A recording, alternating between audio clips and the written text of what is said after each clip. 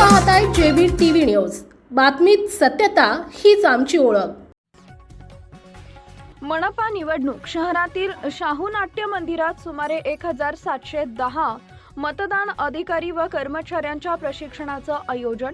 धुळे महानगरपालिकेच्या निवडणुकीच्या पार्श्वभूमीवर प्रशासनाच्या वतीनं कर्मचाऱ्यांना प्रशिक्षण। शहरातील शाहू नाट्य मंदिरात सुमारे 1710 कर्मचाऱ्यांना प्रशिक्षण। ईव्हीएम मशीन हाताळताना मॉक ड्रिल कसे करावे, मतदान यंत्र कसे हाताळावे याचं प्रशिक्षण।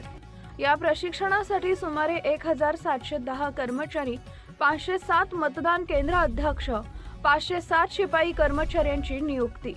शहरातील 19 प्रभागातील 74 जागांसाठी 107 मतदान केंद्र। धुळे महानगरपालिकेच्या निवडणुकीच्या पार्श्वभूमीवर प्रशासनाच्या वतीनं प्रशिक्षण घेतलं जात आहे।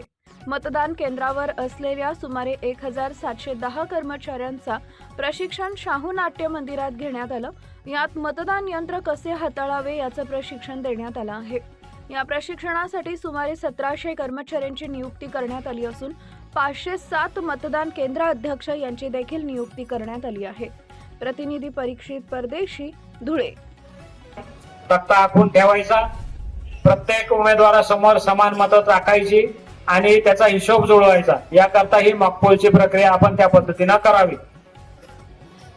मतदान टाकताना कोणत्या उमेदवाराला मत केलंय ह्याची देखील नोंद ठेवायची आहे आणि रिझल्ट पाहताना ज्या पद्धतीने तुम्ही मतदान केलेलं आहे त्याच पद्धतीने त्या ठिकाणी रिझल्ट दिसत आहे। प्रत्येक उमेदवाराला तेवढीच मतं दिसत आहे याची आपण खात्री करून घ्यायची आहे। मॉकपोल हा कशासाठी केला जातो तर मॉकपोल हा जे मतदान यंत्र आपण मतदान प्रक्रियेमध्ये वापरणार आहात हे मतदान यंत्र याची सर्वतोपरी खात्री तुम्ही पूर्ण केलेली आहे। जे उमेदवार उपस्थित आहे त्या उमेदवारांना ते यंत्र निर्दोष आहे, त्याच्यामध्ये कोणतेही मत यापूर्वी नोंदवलेले नाहीत आणि प्रत्येक उमेदवाराला मत टाकल्यानंतर ते मत नोंदवलं जात आहे याची पडताळणी करून खात्री करून उमेदवारांना हे सगळं दाखवून आपण ते क्लिअर करणार आहोत।